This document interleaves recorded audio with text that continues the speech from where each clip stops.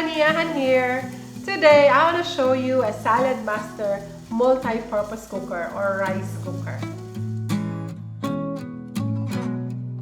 So I'm from the Philippines, and in my country, everyone eats rice. So we use it as a rice cooker every single day.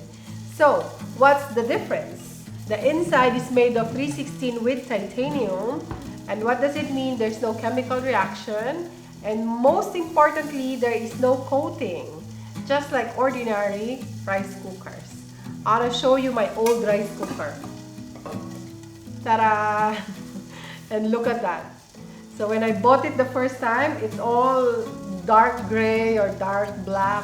But now, after I've been using it before for about 6 months or 1 year, because we cook rice every day, this is what happens.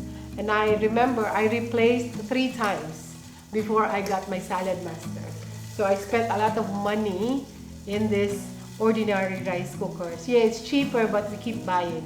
What's the problem? It's because this is plastic.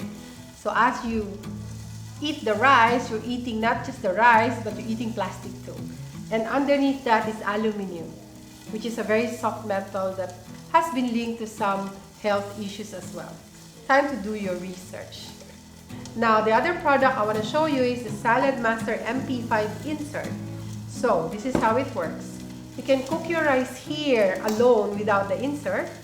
Rice, water, just as you normally do in an ordinary rice cooker. So, you put it in here and we will set the probe to rise to. However, if you want to use the insert, it's convenient because after cooking, you can just pull it out and put it on the center of your table. So it's very convenient. And then you don't need to bring the whole thing for washing. You just only bring this. Makes life easy. So I want to show you how to use the Saladmaster MP5 Insert. So there's nothing in the rice cooker. Just add a glass of water. Some people prefer to put paper towel at the bottom of the MP5 to avoid some noise during cooking. I will put the insert on the top. About 3 cups of rice and about 3 cups of water too. I'll cover it. Okay, so how do you use your probe? If you're cooking rice, you just press the temperature button. You press the down arrow 2 times. If you press it just 1 time, you will see rise 1. That is around 2 cups of rice and below. But this is more than that. So I will be using rise 2 setting. So what I'm gonna do, I'll turn it off for now.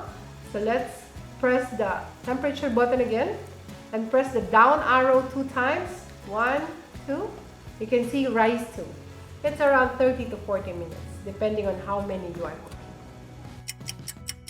So after 30 to 40 minutes, this is how it looked like. Ta-da! And now you can remove the insert and serve it on the table.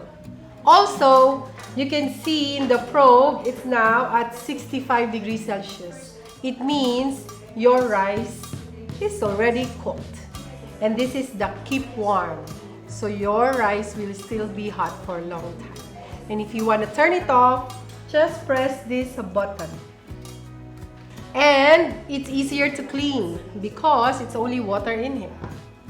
Thanks for watching! And if you like this video, don't forget to hit the like and subscribe button. Bye!